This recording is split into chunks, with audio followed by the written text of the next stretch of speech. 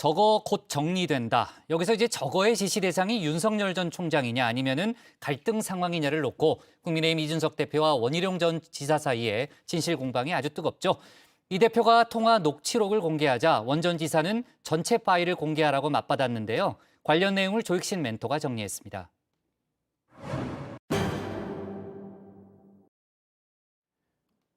이른바 준석열 대전. 불똥이 조금 엉뚱한 곳으로 튀어 활활 타오르고 있습니다. 윤석열은 곧 정리된다. 이준석 대표가 원희룡 전 제주지사에게 했다는 이 말, 진실 공방으로까지 번졌습니다. 갈등 상황에 대해 가지고 언급하는 과정 중에서 곧 그런 상황이 정리될 것이라고 이야기한 것이고, 제가 어떻게 정리한다는 겁니까? 후보 하나를. 대표가, 특정 후보가 거기서 정리된다는 것은 갈등이 정리된다는 뜻이 아니라 후보로서의 지속성이 정리된다는 뜻입니다. 서로 다른 해석을 내놓은 건데요.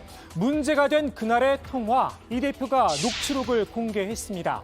원 지사가 지금 서로 싸우는 사람들 나중에 다 알아야 할 사람들이다라고 이야기를 하자 이 대표가 너무 걱정 마십시오. 여의도 연구원 내부 조사하고 안 하겠습니까? 저거 곧 정리됩니다. 라고 답을 합니다. 덕담도 하나 건넸습니다. 지사님 오르고 계십니다. 축하드립니다. 라고 말입니다. 논란의 핵심, 저거 곧 정리됩니다. 에서 이 저거입니다. 이 저거가 갈등 상황이냐 아니면 윤석열 전 총장이냐에 따라서 메시지가 확 달라지는데요. 저거, 사물을 가리키는 지시 대명사죠. 사람을 낮잡아 부를 때 쓰기도 합니다. 이 대표는 갈등 상황을 이야기한 거란 입장인데요. 이 녹취록 공개로 상황이 끝났다고 생각한 모양입니다. 원 지사에게 나름 화해의 메시지도 남겼습니다. 제가 보기엔 다소간의 무리가 있어도 충분히 당대표가 되어버린 젊은 후배에게 항상 존경해왔던 선배가 할 수 있는 충고 정도이고, 저는 원 전 지사님의 지적을 깊이 새깁니다.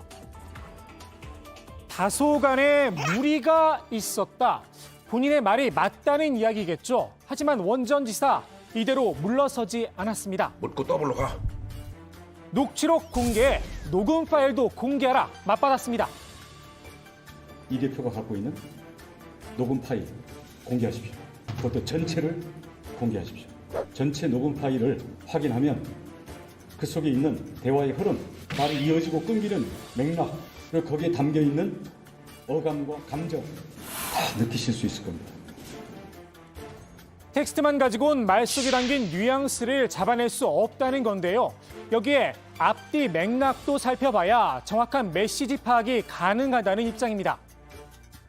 그 윤 캠프가 얼마나 그 이준석 대표에 대해서 그 나쁘게 이야기하고 있는지, 그리고 거기에 대해서 한참 감정과 거기에 대한 분노한 감정이 한참 표현이 되다가 저거 곧 정리됩니다 그러기 때문에 저로서는 당연히, 그리고 그 뒤에 바로 여론조사를 얘기를 했잖아요. 그 바로 앞에. 그렇죠. 바로 이어서는 저보고는 축하한다. 녹음 파일이 공개되면 메시지에 담긴 뉘앙스가 좀 더 분명해질 듯도 싶습니다. 다만 저거가 뭐냐? 이건 여전히 물음표로 남을 수밖에 없습니다. 전라도 사투리의 거시기처럼 말입니다. 그러니까 이번 여구 황산벌 전투에서 우리의 전략 전술적인 거시기는 한마디로 머시기 할 때 거정 갑옷을 거시기 한다. 원 전 지사는 잠시 뒤죠. 오늘 오후 6시까지 녹음 파일을 공개하라고 요구했는데요. 이 대표의 대답은 의외로 짤막했습니다. 그냥 딱합니다. 한마디였습니다. 정치권 일부에선 이번 일로 딱해진 건 이 대표 본인이란 지적도 나오는데요. 앞서 윤 전 총장과도 녹취록 논란이 있었죠. 이번 통화 내용 공개로 이 대표와 통하면 녹음이 된다. 분명한 메시지 하나를 남겼다는 겁니다. 이 대표와 통화는 언제든 공개될 수 있다는 점, 아무래도 편안한 대화는 어렵겠죠. 이 대표와의 편안한 대화, 그 내용을 먼저 공개한 건 원 전 지사죠. 따지고 보면 이번 준석열 대전에서 어디까지나 제3자입니다. 더욱이 정작 윤 전 총장은 이번 일에 관심을 끊었습니다. 원희룡 후보가 이준석 대표가 후보님 곧 정리된다고 한 발언을 두고 공방거리고 있는데요. 아니 오늘 우리 김대중 대통령님의 서거 12주기 추모하는 장소에 와서 그런 세간의 정치 얘기하는 것은 난 맞지 않다고 생각합니다. 그리고 우리 김대중 대통령님의 국민 통합 정신을 우리가 잘 배워서 국가가 여러 가지 어려움과 위기에 처했을 때 그걸 잘 극복해야 된다고 생각합니다. 그런데도 원전지사가 앞장서 이준석 때리기에 나선 이유 여기에 있었습니다. 저는 과거에 했던 발언 등과 관련해가지고 어떤 시나리오를 갖고 있지 않냐, 아니면 누구 편을 들 생각을 갖고 있지 않냐라는 의혹이 당 안팎에 파다하게 있는데 이것을 당대표가 적극적으로 해소를 하지 않은 상태거든요. 뭐 윤석열 대통령 되면 어떡하냐 이렇게 얘기하더라고. 지구를 떠야지. 야, 너 와라 이러면 어떡할 거야? 나는 대통령 만들어야 될 사람이 있다니까. 누구? 어? 유승민. 내가 잡을 거야. 이 대표의 공정성 한마디로 믿음이 안 간다는 겁니다. 원전지사의 독주 이런 눈으로 바라보는 분도 있습니다. 저는 원희룡 후보가 좀 더티 플레이했다고 봐요. 이런 사적인 통화까지 공개하면서 이준석 대표 죽이기로 가는 게 우리 당하고 정권 교체에 무슨 도움이 되느냐. 그럼 차라리 이준석과 그렇게 사생결단 싸울 거면은 당대표 출마하지. 말로 대선 후보 나와가지고. 어제 대선 출마를 공식 선언했지만 때 아닌 윤석열 정리 논란에 스포트라이트를 빼앗겼죠. 홍준표 의원도 이 대표 지원 사격에 나섰습니다. 젊은 나이 어린 당대표가 들어오니까 좀 기존에 있는 사람들 중에 상당수가 저항을 하고 또 얕보고 있다. 당원과 국민들이 뽑은 대표 같으면 조금 부족하더라도 우리가 옆에서 도와줘서 당을 끌고 갈 생각을 해야지. 그 뽑힌 당대표를 지금 2달 겨우 지나지도 않았는데 흔들어서 되겠습니까? 그런데 말입니다. 이 대표를 흔든 선봉장 가운데 하나, 아이러니하게도 한때 홍준표 키즈로 불린 이분도 있습니다. 국민의힘은 민주주의적 공당입니다. 누구 한 사람에 의해서 좌지우지되는 1인 정당도 아니고 또한 당장 유력하다는 후보 한 분에 맞춰서 좌지우지되는 그런 경선 무대를 만들 저희 생각도 없습니다. 경선 룰과 일정, 세부 규정 등 선관위 결정사항과 최고위 의결사항을 거쳐야 한다는 최근 경선 준비위의 TV토론 개최 문제로 시끄러웠죠. 경준이의 힘을 실은 이 대표를 공개 저격한 겁니다. 이어진 비공개 회의는 더 험악했습니다. 이른바 경준이 월권 논란, 노골적인 당대표 흔들기라고 생각하는 듯 이 대표가 정신 차려야 한다, 경고한다, 포문을 열었다고 하는데요. 배 최고위원이 나도 최고위원으로서 경고한다, 그대로 맞받은 겁니다. 지금 당이 시끄러운 건 이 대표 잘못도 있다면서 말입니다. 전선은 서병수 경준위원장과 김재원 최고위원으로까지 번졌습니다.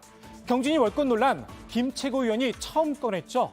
서 위원장은 김 최고위원을 향해서 대체 무슨 월권이라고 하는 거냐, 흔들지 마라, 직격탄을 날린 겁니다.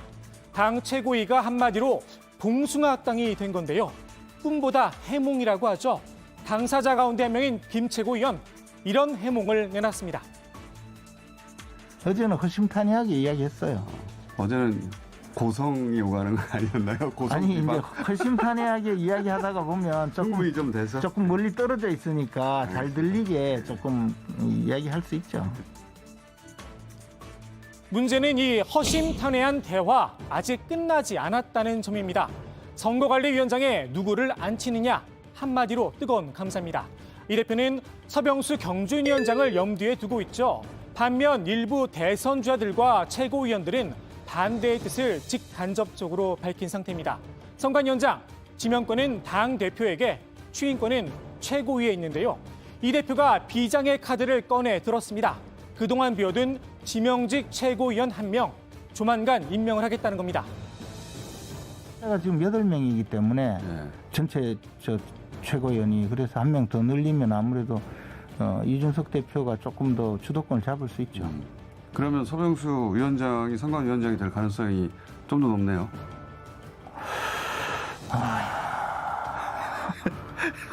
깊은 한숨이. 다만 이 대표 주변에선 꼭 서병수 위원장을 고집하고 있는 건 아니라는 이야기도 들립니다. 그리고 개인적으로 대표께서 지금 상당히 많이 고심을 하고 있는 것으로 알고 있으니까 26일 출범을 해야 되니까 조만간 아마 결과가 나올 거니 지켜봐 주시면 감사하겠습니다. 서병수 위원장 포기, 이 대표 입장에선 정치적 패배라고 생각할 수 있을 듯 싶은데요. 이 대표의 정치적 롤모델로 통하죠. 김종인 전 비대위원장이 훈수를 뒀습니다. 이준석 대표가 이 서병수 지금 준비위원장을 갖다가 선관위장을 시켜야 되겠다고 하는 그건 뭐 때문에 그러는지 난 모르겠고 또 뭐 이 밖에서 뭐 윤석열 후보나 원희룡 후보가 뭐 꼭 그 사람은 안 된다 하는 얘기도 내가 잘 이해가 가질 않아요. 선대위원장은 딴 사람을 시키는 것이 아마 상식이 아닌가 이 정도로 생각하는 거죠. 이 대표가 얘기를 한다고 순순히 듣는 성격이 아니라면서도 충고의 말도 남겼는데요. 누가 한마디를 하면은 꼭 거기에 대한 반응을 보이는 그런 습성을 보이고 있는 것 같아요. 난 대표가 그래서는 절대로 안 된다고 생각합니다. 좀 지나가 버릴 건 모르고서 지나가 버릴 건 지나가 버려야 되는데 이제 그런 거를 참지를 못하니까 여러 가지 문제가 발생하지 않나 봐요. 사소한 문제에 이기고 지는 걸 따질 게 아니라 대선 승리란 큰 판을 보라는 겁니다. 하태경 의원은 이러다 한 방에 훅 간다며 당 내분 상황에 우려를 표시했죠. 국민의힘 2016년 20대 총선을 시작으로 전국 선거에서 4번 연속 참패했습니다. 첫 패배 당시 당을 이끌던 수장, 5선 경력의 무성대장 김무성 전 대표였죠. 180석을 호언장담하다가 살생부까지 등장한 친박 대 비박 권력 다툼으로 참패를 맛봤습니다. 이번 당내 갈등, 영선 이준석 대표만의 책임일까라는 생각도 듭니다. 오늘의 톡소는 한마디, 2016년 새누리당이 내걸었던 배경판으로 마무리하겠습니다. 정신 차리자, 한순간 훅 간다.